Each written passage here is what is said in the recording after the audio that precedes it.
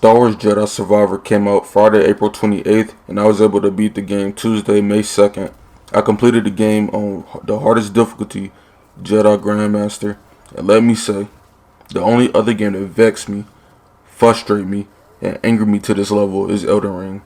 Throughout my playthrough, I switched my difficulty a total of 2 times.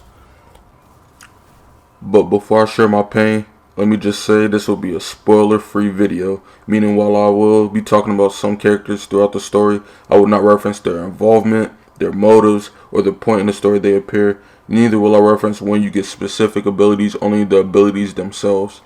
With that said, let me get in Star Wars Jedi Survivor Combat Review on the hardest difficulty, Jedi Grandmaster. So I know Jedi Survivor had a rough release, especially on PC and some of the other 2 platforms, but I played on PS5, and other than a couple rare frame drops, I had a total of 1 crash throughout my playthrough. Hopefully these issues will be ironed out soon, along with some of the things I mentioned in this video. So let me start off by explaining the basic combat elements. The core of the combat hasn't really changed from Fallen Order, with added features like combat stances and the ability Cal uses in conjunction with the stances.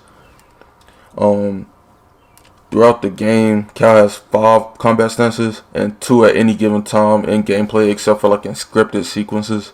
These are single blade, double blade, dual wield, blaster, and crossguard. Each stance provides different stats, advantages, and disadvantages. Single blade will be your all-arounder, reliable in most situations, if not all. Double blade would be for larger groups of enemies, providing like swifter attacks and sustainable defense at the cost of power. Dual wield is the most offensive form, granting you the most speed, elusive ability, and power second only to the crossguard stance at the cost of defense. Blaster grants you offensive capabilities at range and a decent defense at the cost of power and slightly slower speed. In all honesty, the power output, if you look at the stat meter, is somewhat misleading because there isn't much difference in damage in the lightsaber hit between blaster and single blade. What I think the meter is referring to is the damage the blaster does. Crossguard grants you the highest power output and the greatest defense at the cost of speed and mobility. Throughout my playthrough, I mainly used blaster and dual wield and opted not to use dual blade because the weak damage output and the crossguard because the slow movement of the form. While acceptable in other difficulties, those 2 drawbacks cause a lot of issues for me in Jedi Grandmaster difficulty. So my problem with combat, as I played through the game, I noticed that Jedi Survivor has taken a liking to a trend that I cannot stress this enough, I absolutely detest in skill-based combat games, and that is what's known as hyper armor. Hyper armor, for those who don't know, are uninterruptible frames by enemy character when they are doing certain attacks. For me personally, it's the cheapest thing in any game that has combat. It breaks all immersion. When I'm doing an attack and a frame or 2 before mine lands and the enemy starts their attack, and while still taking damage is completely unfazed by me and runs a lance through my neck, doing insane damage on the account of me playing on Jedi Grandmaster, this alone would not be enough to sully the combat, but my next gripe with the combat adds to the frustration. Earlier in the video, I mentioned that there was only one other game that vexed me to an extreme, and that was Elden Ring. Well, that's because in Elden Ring, enemies and especially bosses never stop attacking. Like in Elden Ring, throughout my playthrough in Jedi Survivor on Jedi Grandmaster, I found myself asking out loud, so when do I get the chance to play? There was plenty of times when an enemy or a boss would finish a combo string and a frame later start up another one.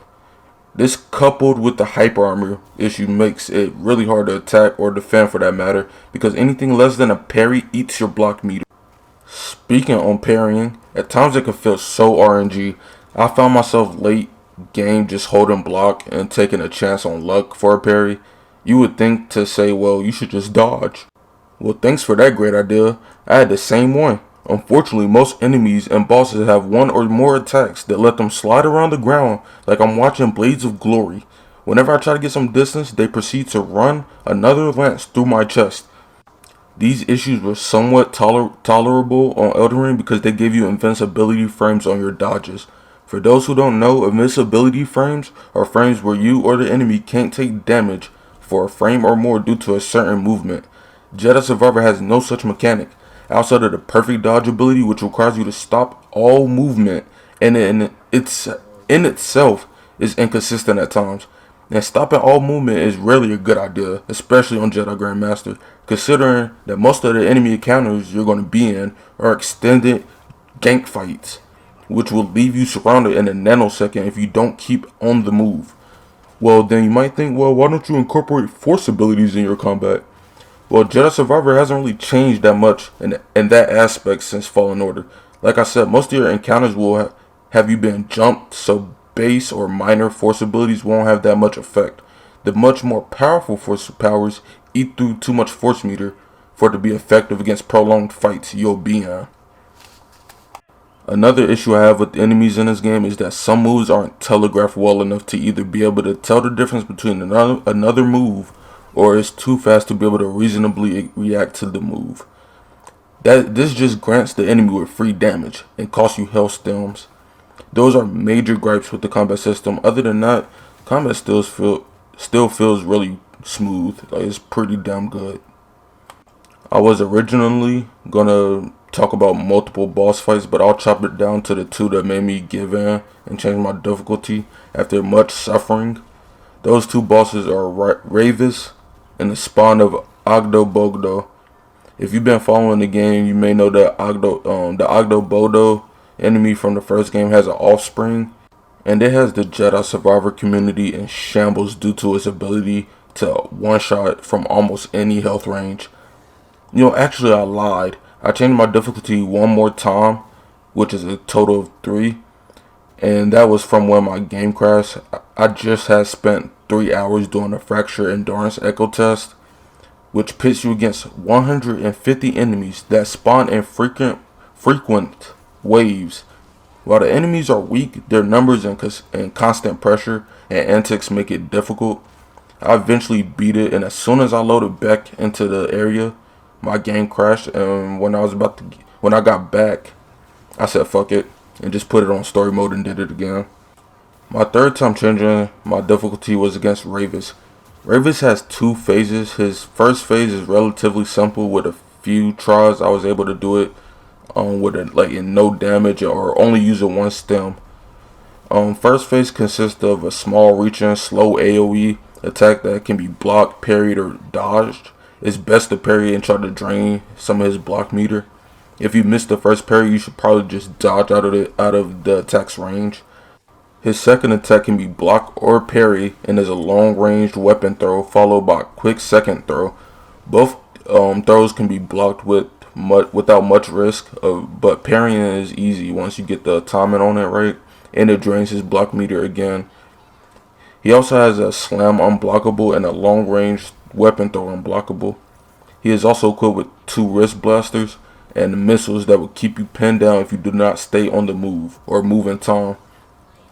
His second phase sees Ravis regaining his full health bar along with some added moves like him charging you with a blaster that could lead into an unblockable grab or a blockable kick, which I think has the fastest wind up time out of any enemy in the game. A lot of his moves in second phase either have weird or really fast telegraphs, excuse me, or no telegraph at all.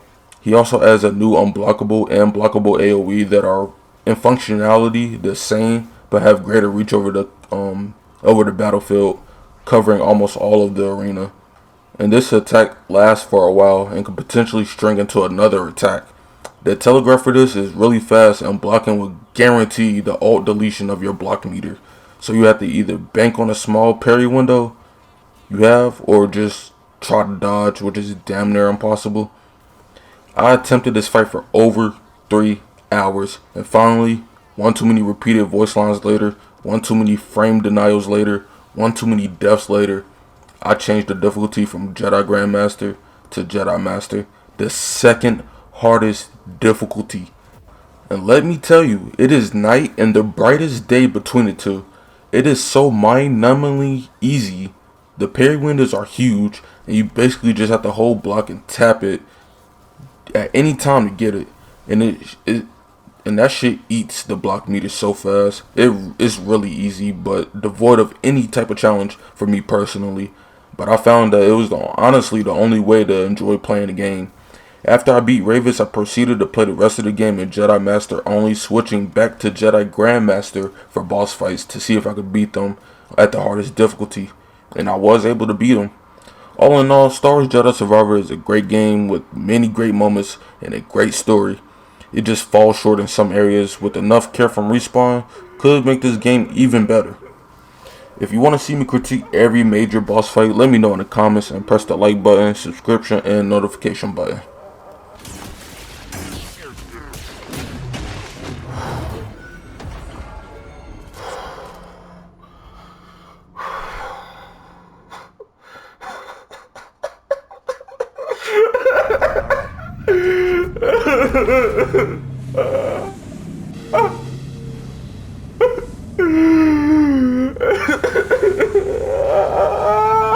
You fucking bitches!